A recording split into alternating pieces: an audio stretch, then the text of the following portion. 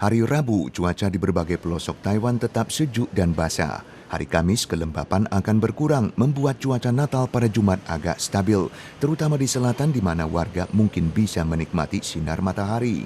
Tapi malamnya, penurunan suhu akan semakin dirasakan di seluruh wilayah dengan mendekatnya tekanan udara tinggi dingin yang intensitasnya mungkin mencapai tingkat massa udara dingin kontinental. 我们的预测最低温大概是会出现在礼拜六的晚上到礼拜二清晨这段时间，在中部以北，还有我们的东北部地区的低温呢是下探10到12度。 Menurut JWB, udara dingin kali ini adalah yang paling kuat sejak memasuki musim dingin. Suhu di pesisir dan area terbuka mungkin turun ke bawah 10 derajat Celcius dan di pegunungan dengan ketinggian melampaui 2000 meter akan ada kesempatan turun salju. Massa udara dingin ini akan melemah mulai Selasa depan, tapi akibat pendinginan radiasi, warga diingatkan untuk tetap mengantisipasi suhu rendah pada pagi hari. Taiwan mencatat penambahan 14 kasus impor COVID-19 pada tanggal 22, sementara 7 dari kasus impor dalam satu pekan ini dikonfirmasi sebagai varian Omikron, semuanya infeksi terobosan.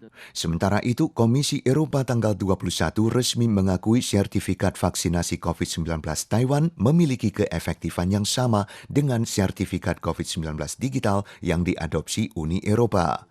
CICC mengemukakan saling pengakuan antara sistem vaksinasi Taiwan dan Uni Eropa akan mengatasi kebutuhan pemeriksaan kartu vaksinasi kuning dengan tenaga manusia dan dengan skala besar mempercepat prosedur kedatangan. 以前我们都需要带那个小黄卡，或是要用国际的接种证明，现在我们就可以利用手机使用数位接种证明的方式到欧盟那边可以直接采用。 Hingga kini telah ada 60 negara dan wilayah dari 5 benua yang bergabung dengan sistem Uni Eropa. Asalkan memiliki sertifikat vaksinasi digital Taiwan yang diakui Badan Pengawas Obat Eropa, pelaku perjalanan dari Taiwan akan bisa memasuki Uni Eropa dan kawasan Schengen dengan bebas tanpa keperluan isolasi mandiri. Jenis vaksin yang diakui Badan Pengawas Obat Eropa termasuk Moderna, Pfizer-BioNTech, AstraZeneca, Johnson & Johnson, dan Sinovac, tapi tidak mencakup Medigen. Menkes Chen Shih-chung mengisyaratkan sistem sertifikat vaksinasi digital telah selesai dirancang dan akan diberlakukan pada akhir tahun. Gempa berkekuatan 4,6 SR terjadi di distrik Nanhua, Kota Tainan pada tanggal 21 malam, mengakibatkan putusnya pasokan listrik sebagian daerah di distrik Nanxi dan Yiqing.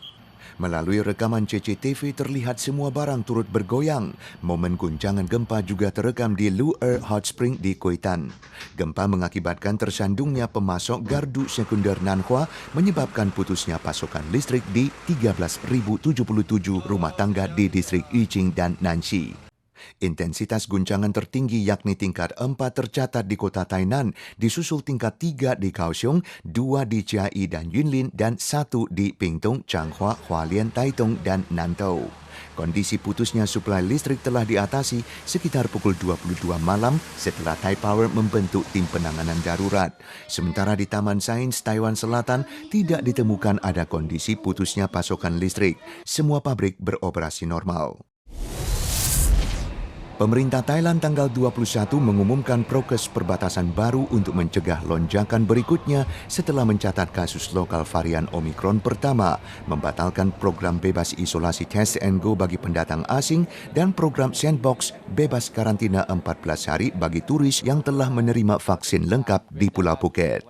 Sementara itu, WHO tanggal 21 mengingatkan sejak pertama muncul pada akhir November, jejak varian Omikron telah muncul di sedikitnya 38 negara Eropa. Banyak negara mulai mempertimbangkan skala pelonggaran prokes. Inggris memastikan tidak akan mengadopsi prokes lebih ketat sebelum Natal. Jerman memberlakukan pembatasan jumlah kerumunan. Catalonia di Spanyol mengadopsi prokes ketat termasuk jam malam dari pukul 1 hingga 6 pagi dan pembatasan pengumpulan warga melampaui 10 orang. Dan Portugal memerintahkan klub malam dan bar tutup serta meminta warga untuk bekerja dari rumah setidaknya selama 2 minggu.